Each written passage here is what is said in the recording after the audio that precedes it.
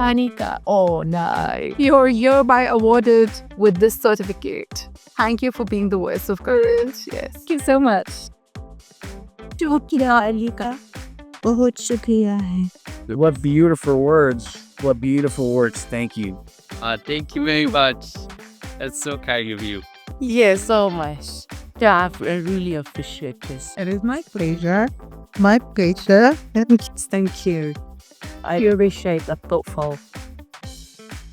Thank you so much. Oh, thank you so much. Thank you. So grateful and honoured. I hope that resilience is something that is echoed in the work that I do. So thank you so much.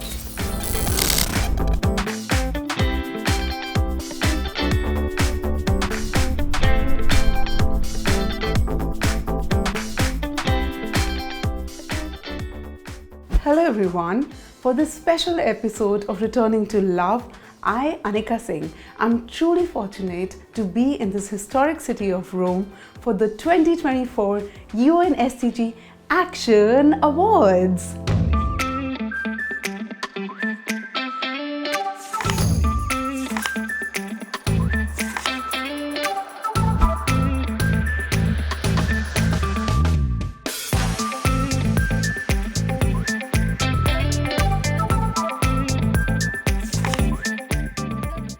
These prestigious awards celebrate the initiatives and individuals who embody hope in action, who tirelessly and passionately work towards a sustainable, equitable, and a peaceful world. This year, there was an overwhelming response of over 5,000 applications from 190 countries. Out of these, 9 exceptional finalists were selected and 4 remarkable winners emerged. Join me on this special journey where I sit down with all the finalists, 2 distinguished judges, 1 alumna, the vibrant master of ceremony for the awards, and the inspiring team of the UN SDG Action Campaign. For me, these conversations are a treasure, filled with insight, openness, love, and sincerity. It's been an extraordinary privilege to experience love in action through their stories. Our heartfelt thank you to Marina Ponti, Global Director, and Chavi Logan, Deputy Director of the UN SDG Action Campaign, and the incredible team for all your insight, for guidance and support, and for allowing us to record this episode at the 2024 UN SDG Action Awards. So let's dive in and be inspired to create a world rooted in love and hope.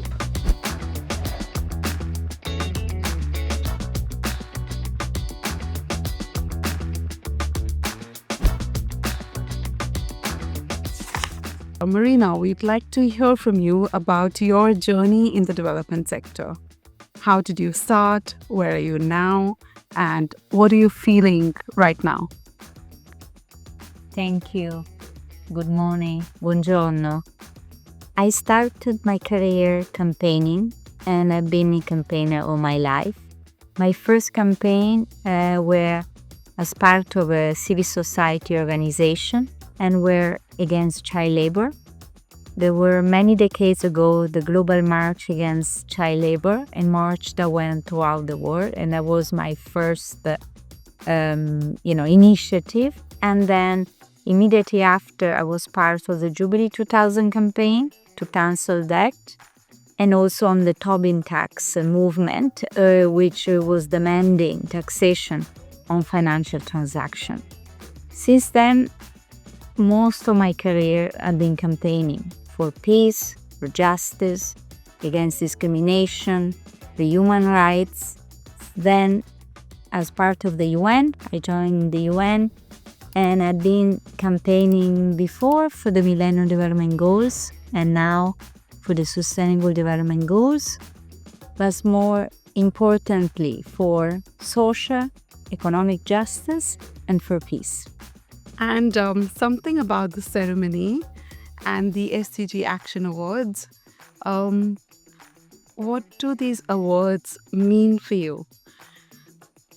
These awards are sign of hope. Hope that is not naive, hope that is brave, because all these finalists are fighting against the very strong forces and they are putting at risk their own life. So, but what we see, talking to them and what the ceremony will show is their resilience, and they are inspiring other people to do more. Wherever they are, whoever they are, everyone can do more. Build a better future.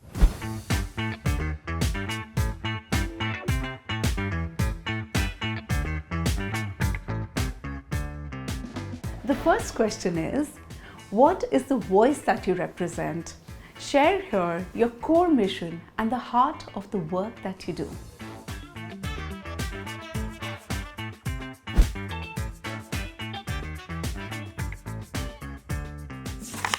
Well, creativity is always the anchor of the UN SDG Action Campaign. We recognize and acknowledge the power of creativity that act as a vessel, an amplifier, a voice for people who have no voice and who are afraid to speak.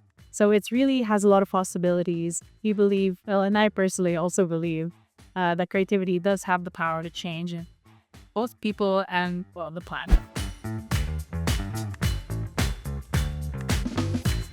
The voice that I represent is voice of equality for girls and women. And in fact, it's cerebral equality is what I represent. For me, I've always felt that, my parents, I was privileged to have an equal life where I have opportunities. I had a lot to learn, opportunities to learn and share. But as I taught at my parents' house when I was young to college, I realized that the world is not equal.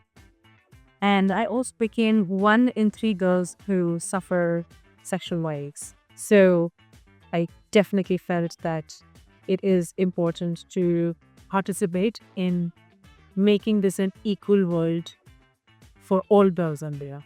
So I had a story where I, in my career in Hong Kong, when I read the news article about home in India, and I decided that it's time for me to act and not point fingers at others. So I came back to India and I walked from Kanyakumari on the south to Srinagar in the north. Oh my God. 3,800 kilometers. Oh my God. Wow. Meant 100,000 women in villages and in big cities, college girls. And I spoke to them about, what is the hope for you? How do you hope to have good futures? Wow. Oh my God. And how many days was that? I walked for 260 days almost. Wow. Wow. And you lived in local places? I lived in villages. I, had bread with roti, paratha, with women in small towns and became part of a very, very big family.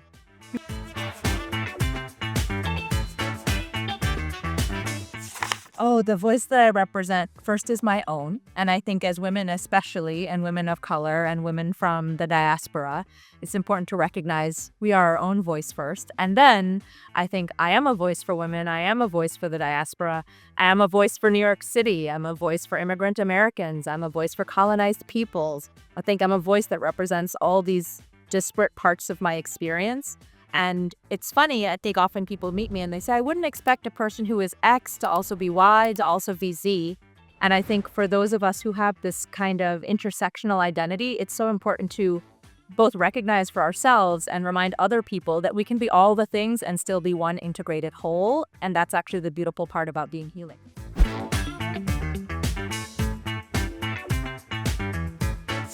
My voice is advocate for persons with disabilities, for accessibility and for women empowerment.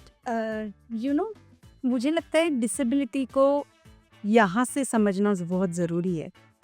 तो एक छोटा सा example, Newton ने gravity का invention किया था ना. सो मैं ह्यूमैनिटी का इन्वेंशन करना चाहती हूँ टूवर्ड्स, मतलब स्मार्ट मेंटालिटी के साथ. कैसे हम स्टीरियोटाइप सोच को पीछे ले जाके एक स्मार्ट मेंटालिटी के साथ पर्सन से डिसेबिलिटीज की वर्ल्ड को आगे बढ़ा सकी कि yes they have some passion और वो सब कुछ कर सकते. Yeah. That everything is possible. Yeah. Everything is possible.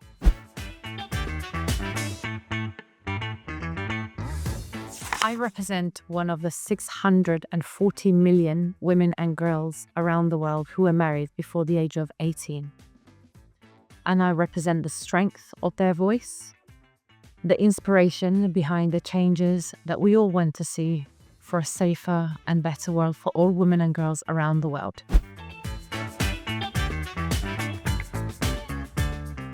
A voice that's very important to me is the voice of migrants. I actually founded my own organization called Madrid for Refugees in Madrid. And we work with refugees, migrants, and asylum seekers to learn professional skills, and we can integrate it into the community.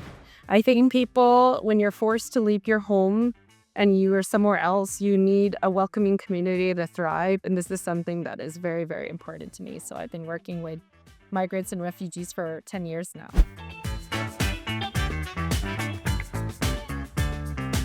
It's a really powerful question. The voice represents, I guess, my inner child. And because it represents my inner child, I feel that in some way it also represents the inner voice of so many other adults and children around the world. But I know that I obviously don't speak for everyone.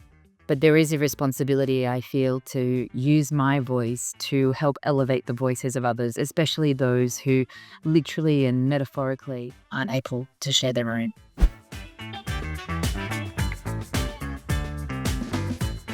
And I think for me, what I aspire to represent is the voice of the people who never felt like they fit in. And that could be anyone. It could be the people you don't expect, because sometimes you feel like you don't fit in your heart, but you may fit in geographically, right? But in your heart, you just feel like you're on the outside. And so I very much connect with people who are kind of like on the margins of the world.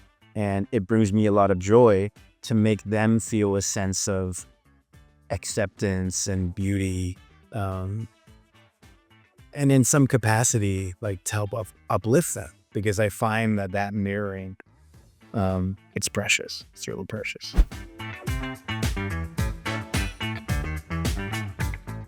In Peru, we represent the voice of all the Peruvians that have to face challenges because they are persecuted by illegal mining or illegal logging, or because they want to do the things in a better way, but some people are against that. They are violating their right to a healthy environment.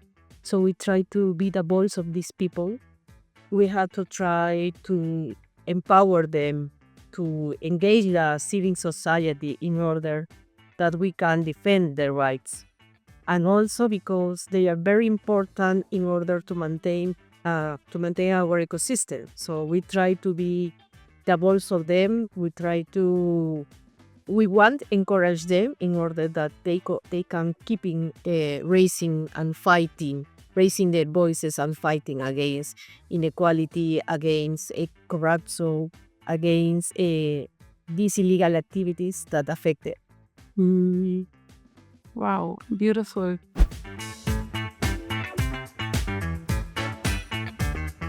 I hope to represent the roughly 100,000 climate justice ambassadors of Fan for the Planet. These are young people that joined us the last 1.5 decades to get involved in the fight against the climate crisis by planting trees, by restoring forests, or any other way we know how, because we're seriously concerned about this very serious threat to our future.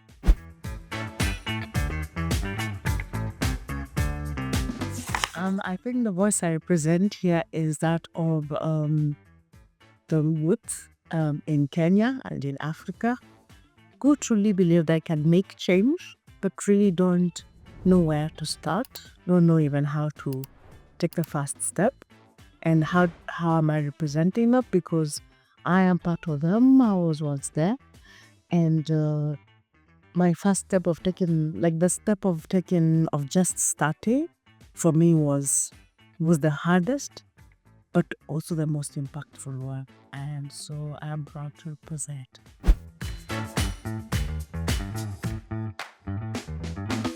I represent the voice of women and girls, youths, and those with disabilities, but likely young women and girls from Africa.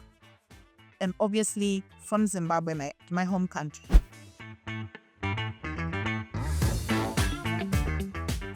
I represent the voice of individual, the Down syndrome and their family. And I represent Cool Down as an association, Italian association that's defending the rights of people with Down syndrome. We are still struggling with education, inclusive education in Italy, especially because the teacher has to be trained to deal with students with disability. But anyhow, we have full inclusion, and that's a great thing.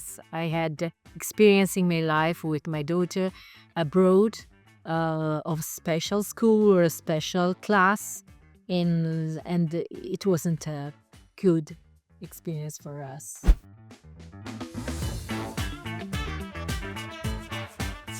I think that I represent the voice of the ancestors. Okay. And I say the voice of the ancestors because I see myself as a conduit of energy. What I am because of the women that come before.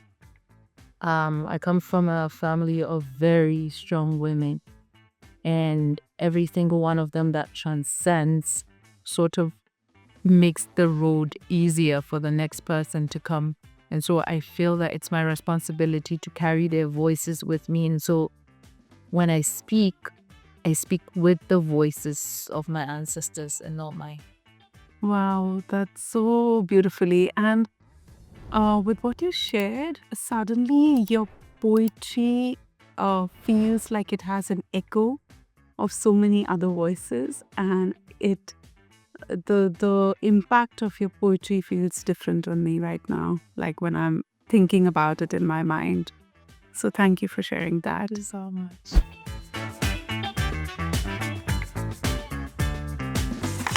Here in Rome, I represent the voice of hope, or I like to think I represent the voice of hope in a very difficult time for the world. It's very easy to despair. It's very easy to feel pessimistic. And I'm hopeful and optimistic by nature. I've always been.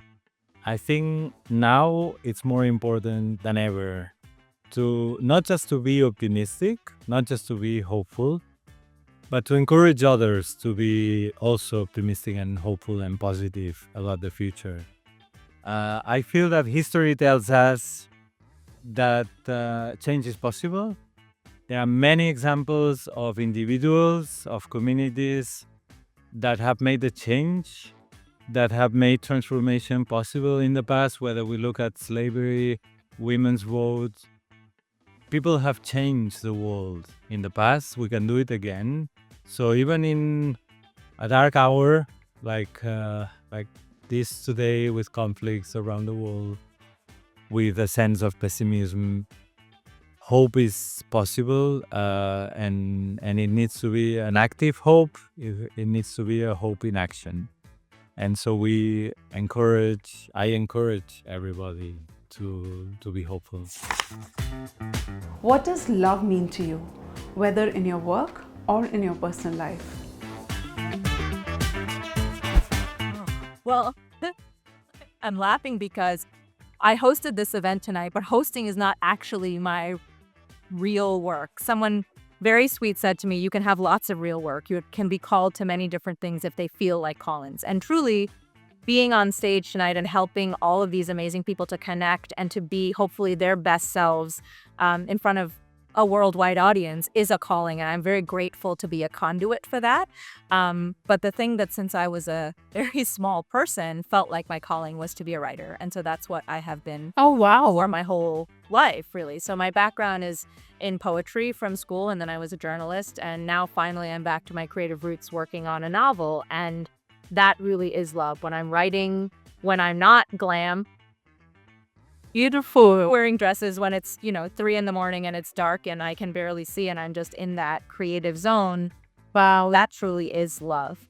But it's funny because I think for me, it's capital W work, which is personal and professional. It's all wrapped up in one thing because I will share that it's taken me a long time to be able to focus on my creative work because I've been very lucky to be reasonably successful in my career. So I haven't had that chance or that space to really be able to focus on just the purely creative things that 20-year-old me wanted to do. And then when I had my daughter almost 2 years ago, that's actually what shifted in my brain, where I said, I want to be worthy of this person.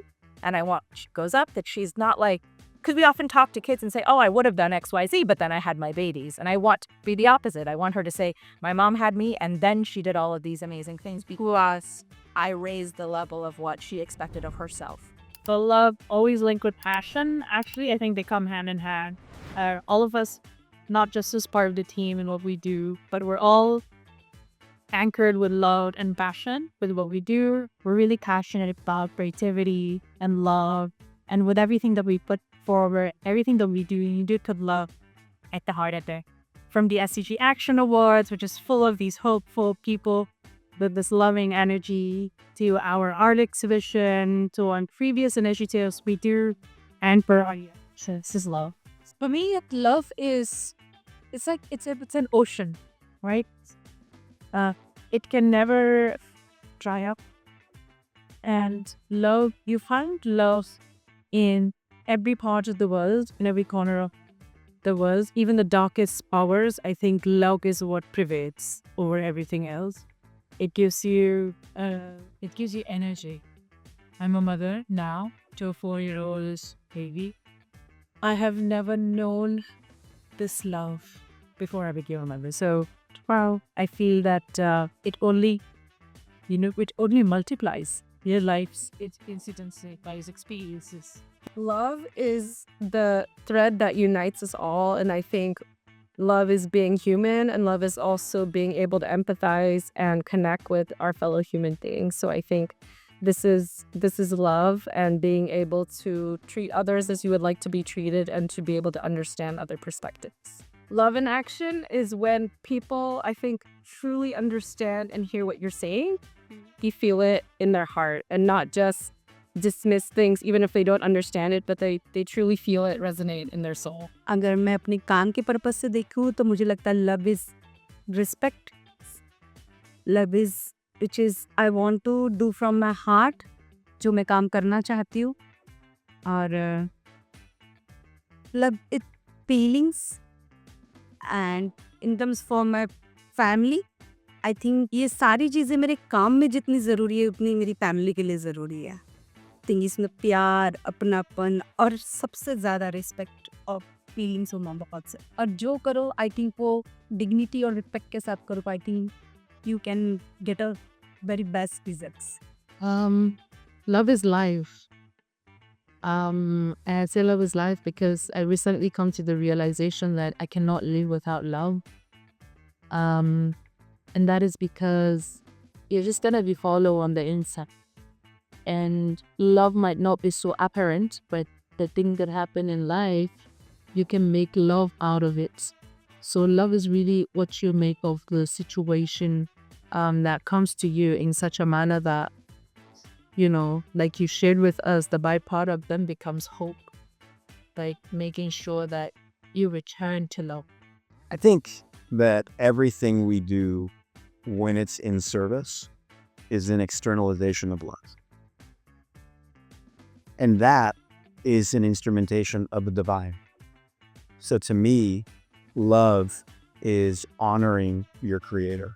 Well, whoever you believe or whatever you believe your creator is, when you act from a place of service or you act from a place of kindness or positivity, you're showing your love for the divine. And I think also we have to remember that to love is to forgive. we can have such a rigid perception of love where it's like, oh, I met you and then I say I love you 5 minutes later, or, oh, I love you, but then you did this thing and now I don't love you anymore. True love is stepping outside of the judgment and the pain and forgive it. I don't mean blindly forgiving. I don't mean shutting down your needs for someone else. I just mean when you truly love someone or something, you have to create space for there to be a little bit of friction and a little bit of conflict. Hold them and you accountable, but to forgive. I think we need more forgiveness in this world. We're way too quick to push people aside or shut people down because of something that happened. Is it easy to love? True love is a word. Go talk to anyone who's been married for 30, 40, 50, 60 years. True love is hard.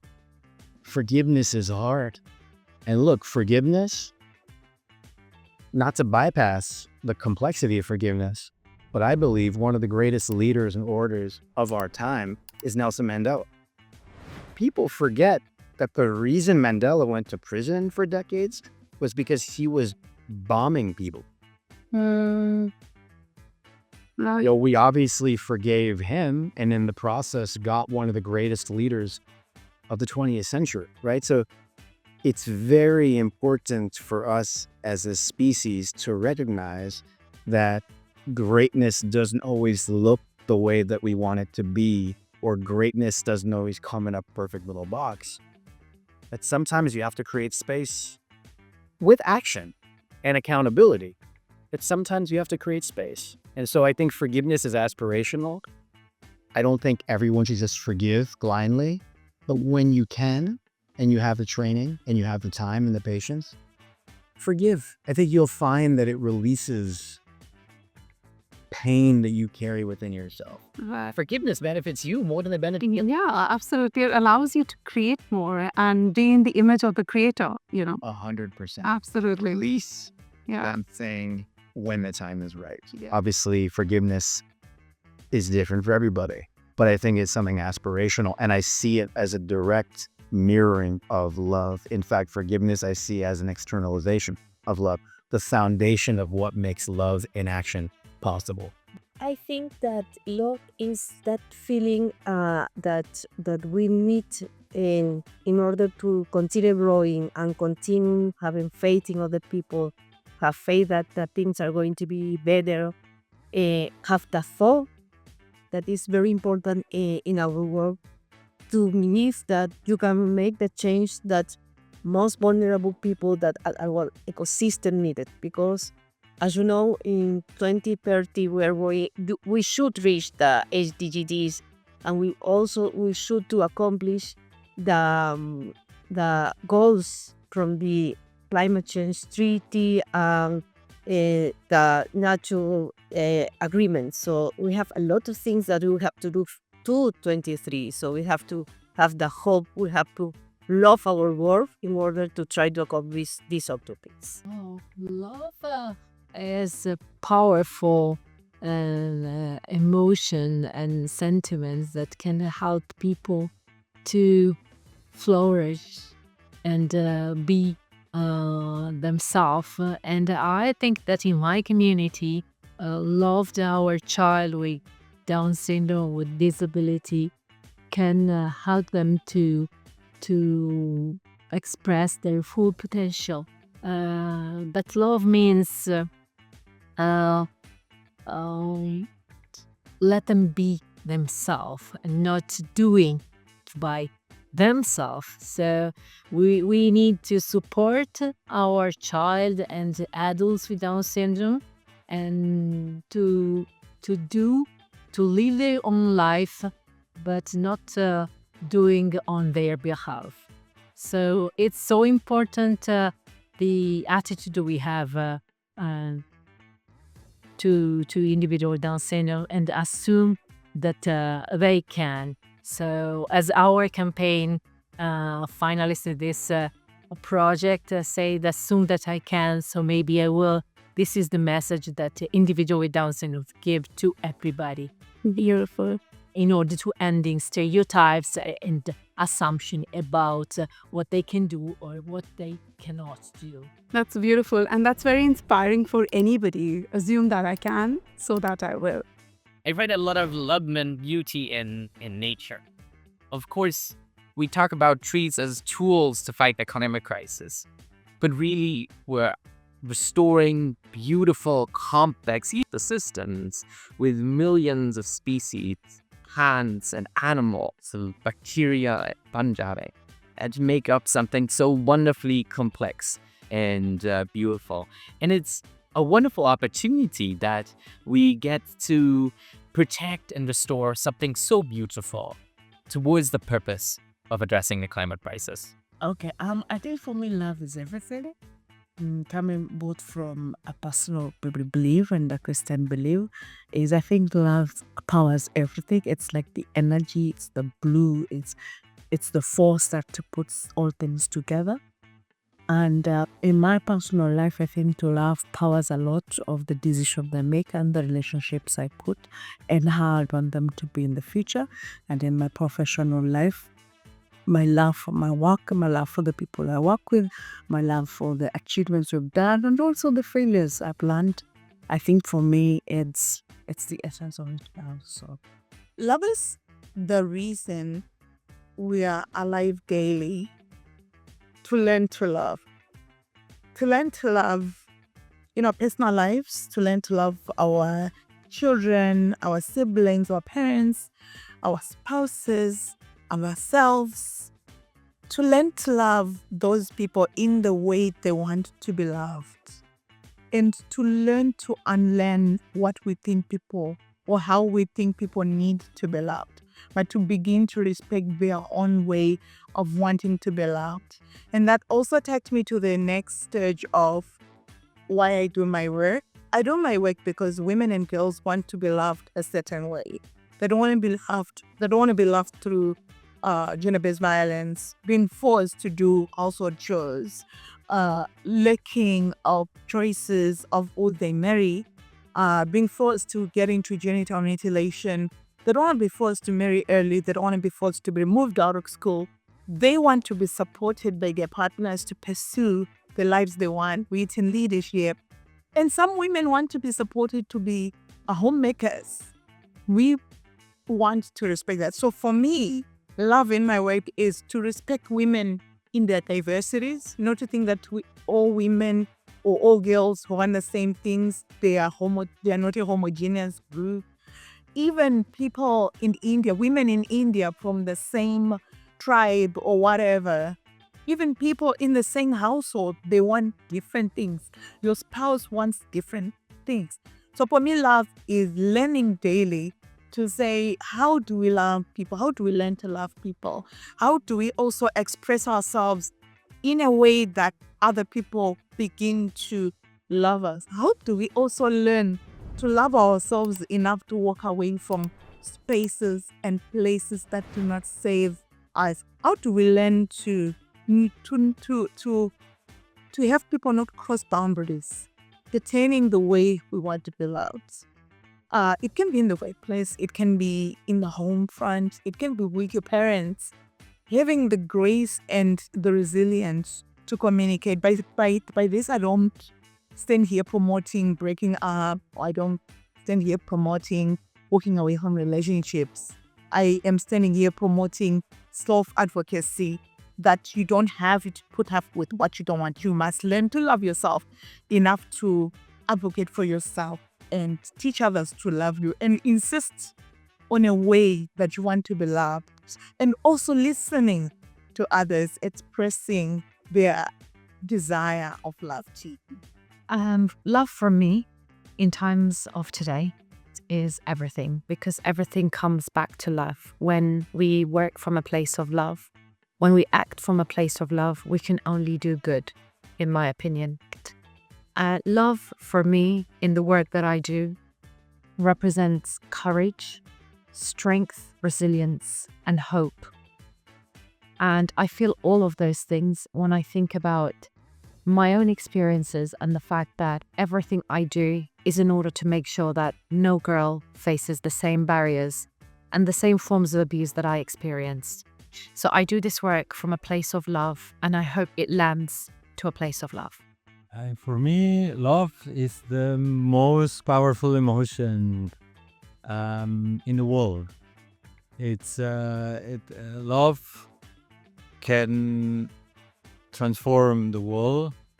Love, in my view, is what makes progress possible. I think without love, humanity would not have made any progress. I think love drives relationships between people. Sometimes we forget how love is a central aspect of everyone's life.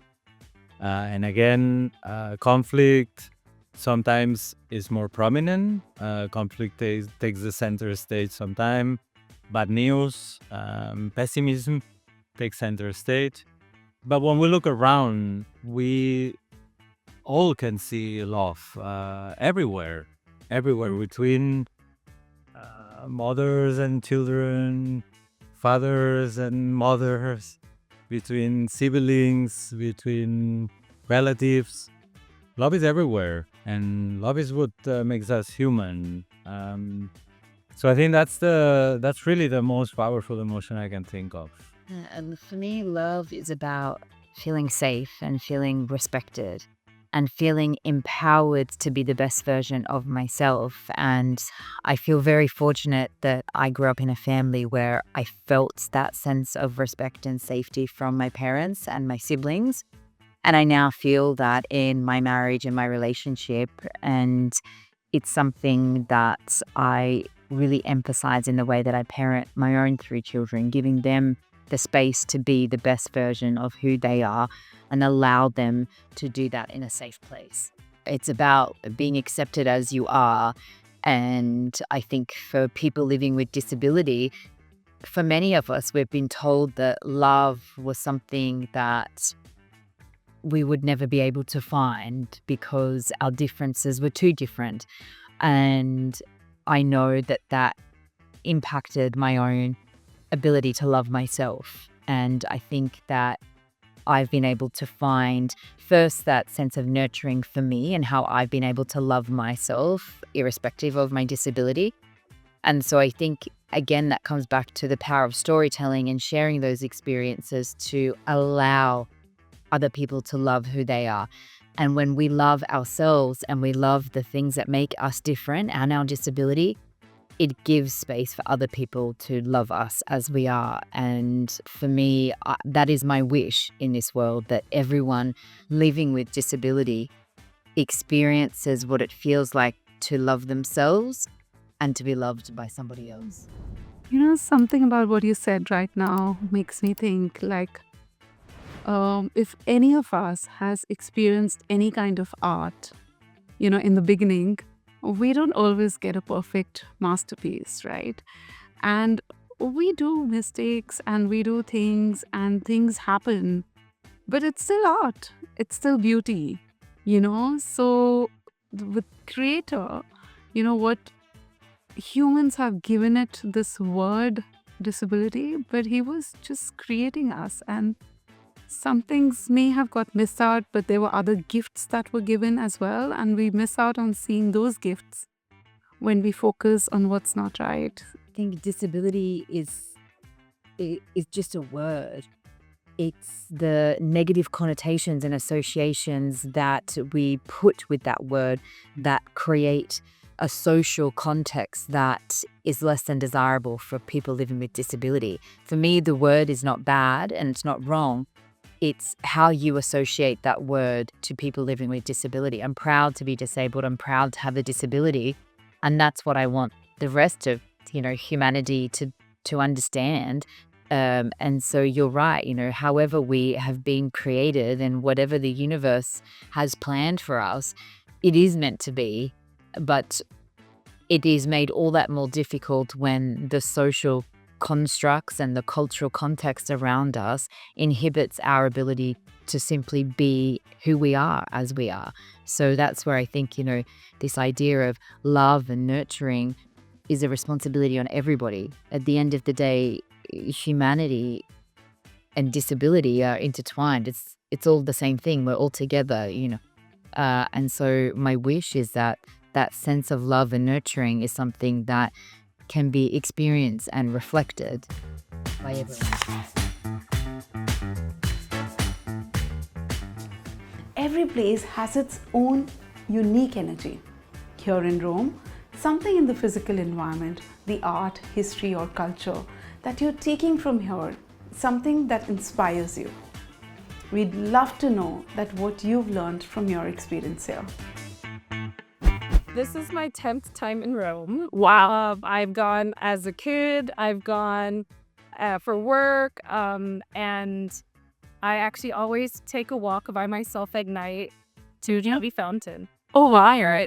There was no water in it, but that's besides the point. I think Rome has this history, this magic, this aura, knowing that centuries, thousands of years of history really were here, and you feel that. You feel that with you. So it really inspires you to feel inspired and to just reflect around. Rome is such a creative city. I mean, you can't go wrong. You do know the heart of it is this full of where some of the best artists in the world came from. And you feel the energy around. It's hard to not feel this creative energy. So really, I mean, for me, Rome equals art, equals love, equals everything that you just mentioned. There's everything about it since is love and art. Rome is a beautiful city. It definitely has so much to remind us of the beautiful part of a world which was created, then destroyed, recreated. So I think every corner of that beautiful architecture, every corner of that beautiful museum and art, the city is excellent. So I think every time I take a walk, it just inspires a lot of beauty. The thought of looking at beauty and appreciating it, that's also in itself an act and action. So we were in Rome for the awards last year for the first time, and I had never been to Italy, though I have always wanted to come. And it was incredible to be in a city that just brings together the absolutely ancient and the absolutely modern all in one. That runs that way. Nobody's stopping to say, this is a 1,000-year-old column and this is a modern building. It takes all of its identities and it just continues to evolve them and to grow with them. And I think that's really instructive for us, because especially as a naturalized American and somebody who really feels my American identity deeply, because I've been in the New York area since I was 6 years old, I don't think we have that. We don't have that centering sense of self that I think a lot of cultures that are older than ours just come by, then take for granted. They come by naturally. So it's really wonderful to be in a place that is modern, that is dealing with all the challenges many of us are dealing with, but also just has this really strong sense of identity and of its place in history. And it's not ashamed of that. It doesn't think about it too much. It just is. And that existing as your true self is a really beautiful thing. And it's wonderful to just walk around Rome and see there are parks from thousands of years ago. There are chapels in every building that you don't even realize nobody uses them. And then there are these wonderful, vibrant town spaces, gathering spaces that just feel so energetic. I feel about a place that it is always a sum of all the energies that have been there, and this is a place where you can feel all the energies that have been. Wow, beautifully said. Yes, so much. जब हम India में travel करते हैं तो हम बहुत सारे physical mental barriers को देखते हैं. जब मैं इटली में हूँ, ऐसा नहीं है कि यहाँ बैरियर्स नहीं है, यहाँ पे भी है, लेकिन बहुत कम. लाइक एक्सेसिबिलिटी की अगर मैं बात करूँ, इंडिया का जो रेलवे है, same railway platform, same railway यहाँ पे ही है, वहाँ पे भी 3 स्टेयर्स का वो है, लेकिन इन लोगों के पास उसका सोल्यूशन है. They have a hydraulic ramp. आपको 15 मिनट पहले आएंगे, हाइड्रोलिक रैम्प पे चढ़ाएंगे, देन ट्रेन में लेके जाएंगे, देन अगले स्टेशन पे बंदा रेडी होगा हाइड्रोलिक रैम्प के साथ. तो I think sensitisation and awareness and काम करने का जज्बा इन लोगों में है. एंड आई थिंक ये हमारे पास भी है, बट हमें थोड़ा सा खुलना पड़ेगा और थोड़ा सा इन सब चीज़ों पे काम करना पड़ेगा. So yes, it's fully accessible city. I don't know but yes I think for me it's fully accessible. कि मैं सोचती हूँ कि जब एक्सेसिबिलिटी की बात होती है ना तो हम सिर्फ रैम्प्स और लिफ्ट तक रुक जाते हैं, बट एक्सेसिबिलिटी उससे बियॉन्ड बहुत बहुत आई थिंक हमको स्मार्ट आई ऑलवेज से कि हम स्मार्ट सिटी बनाने की तरफ भाग रहे हैं। पहले हमको सोच को स्मार्ट बनाने के लिए भागना पड़ेगा, जिस दिन सोच स्मार्ट बन जाएगी सिटी अपने आप स्मार्ट बन। I love his paintings and so many art boards, I don't know उनका जो मीनिंग है। अगर मैंने तो यहाँ के एक पेंटिंग में हमारे गणेश जी को भी देख लिया है, जिसको आपने गोल्डन थेरन में देखा है, मैंने उनको गणपति के रूप में देखा है। तो आई थिंक यस, मुझे लगता है सोचने की बात है कि कोई उसमें कुछ देख रहा है, कोई उसमें कुछ देख रहा है, लेकिन या बहुत सीखने लायक। I think that I'm a lover of history, and when you look at Rome, Rome is a city of fighters. Rome in itself is a city of hope, because you look at multiple times how, they would hit rock bottom and still sort of find a way to build and find their place in history. And, even not just finding a place in history, but from an empowered, perspective, and how really words also did play or do play a key role in their courage. And you look at when they're going for war, how they speak to their families, and how their king speaks to them.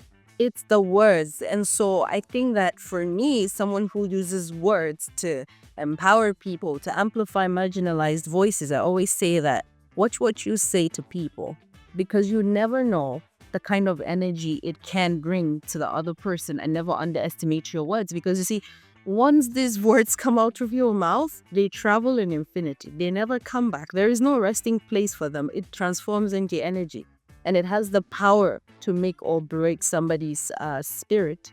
So that is something really powerful, really spiritual. And so, we must find the courage to be kind to other people and with our words. And so Rome is a city that inspires the fight in me. I think that I love a lot their food. Then I love Italian food. I try to taste all the different kinds of pasta, and also the people. They are very wild. They like to speak. They like to walk through the city. They love their monuments. They love their food. So they are a very happy and warm people. So I think Rome is a very nice place to come and be in the future. Beautiful. And I also noticed in my time with you that you love the piazzas. Yes, I like it because it's like you are walking in the streets and suddenly a piazza appears, and they are very beautiful. They have a lot of restaurants, a lot of people. They are very singular, and it's like every 3, 4, 5 blocks you are going to suddenly know something new, something nice. So I like these different types of piazzas and the people who is kind of involved. Well, Rome is one of the great cities of the world. I've been very blessed to visit a lot of the centers of culture and art globally. And I think every time I come to Rome, what takes my breath away actually isn't the structures and the historical buildings and the art, because there's so much of it. In fact, I find it to be overwhelming a little bit for me, because there's so much greatness. The thing that really takes my breath away is the people of Rome. They create such a unique vibration around food, music, love, joy. It's very accepting. I feel very seen here by these people. And I just think, like, when you walk around the streets of Rome, just magic happens. Magic happens on every corner. And it's easy for me to say, oh, well, the Sistine Chapel is wow. Or like, oh, wow, Trevi Fountain is, yeah, they're great. But the bricks that built Rome are the humans. It's not the structures. Not only is this an incredibly beautiful city, of course, but also the home of the FAO. a UN organization, a food and agriculture organization, that does more and most, not only to protect our forest ecosystems and to ensure food security, but also to balance those two. Agriculture is one of the biggest instruments we have to protect the world's ecosystems.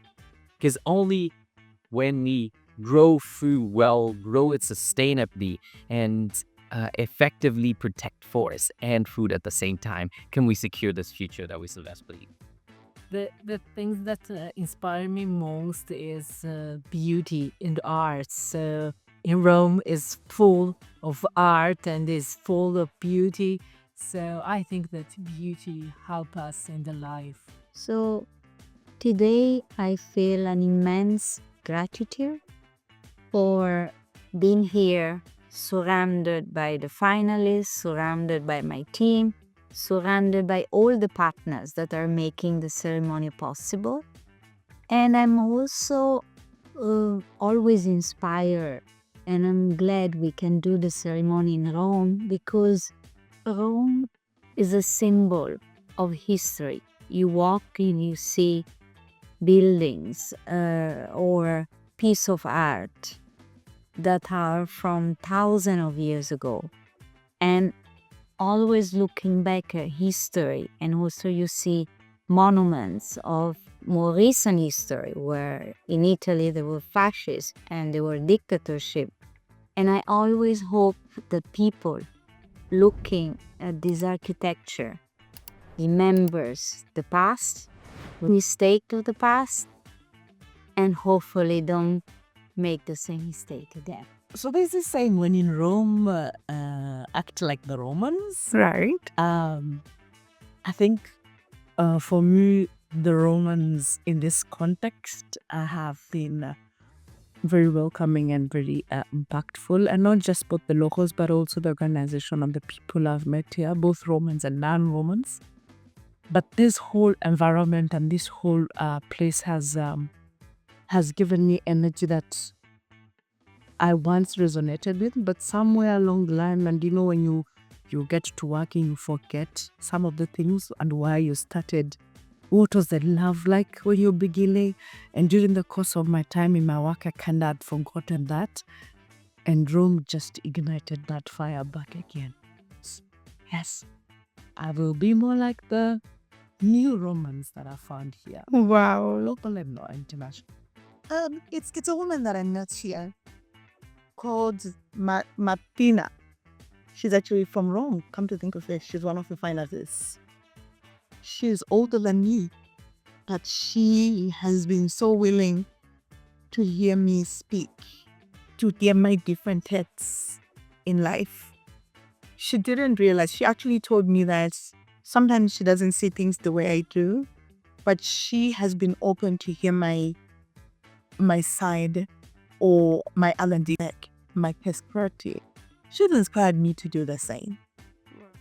Sometimes we are very strong about certain things, but sometimes we may think that we know it all.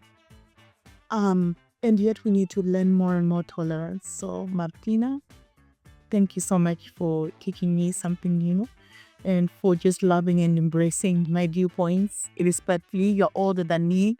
We're from different race and culture, but you've been amazing. You've actually reminded me of guts. There's need for tolerance, and I stand in this land. I think Rome is also somewhat known for tolerance, tends now for tolerance. So yeah, and just love them. Rome, for me, the energy is history. It's it's useful, it's refreshing, but it's also very classic. So all of those things for me make a beautiful city to explore, to learn about the people in Rome, to learn about the policies in Rome, the practices, and how I can be part of creating perhaps a safer, more equitable city. So I've had the great pleasure of exploring this city for the second time now. And this time being here for the UN SDG finalist, it has a very special meaning to me. And I've been surrounded by a lot of hope and a lot of inspiration in the last couple of months. So a beautiful city for you to be in. Yeah, I think I feel inspired by the contrast that I've experienced in this trip between the venues where we are having our meetings and where we are going to have the event, which are very peaceful venues. We have a garden, there's silence, everybody, there's a sense of quietness. But then you go out and you have the most vibrant city, traffic jams, noise, people screaming. I love this contrast. I think that's what makes Rome, this city, special, because it has a lot of this contrast. Also, loads of history. You go to museums, everything is quiet. You go to see the historical buildings.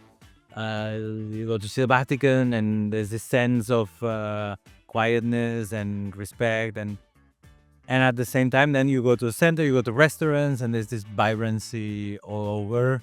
I love this. I really love this contrast.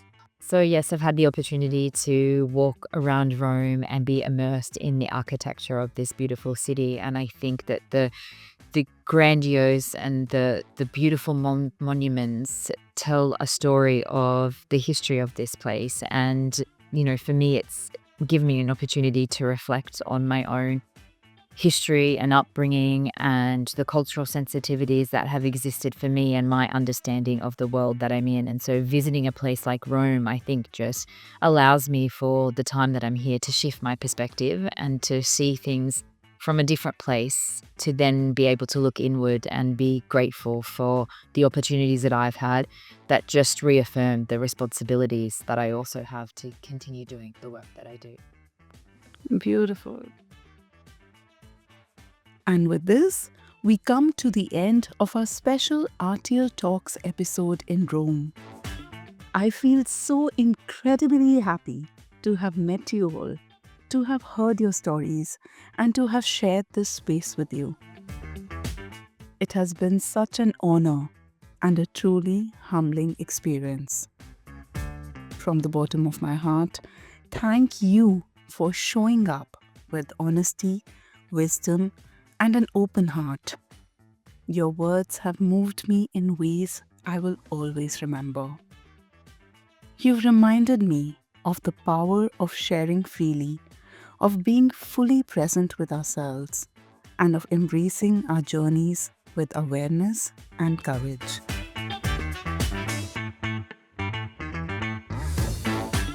Your insights will stay with me long after this moment.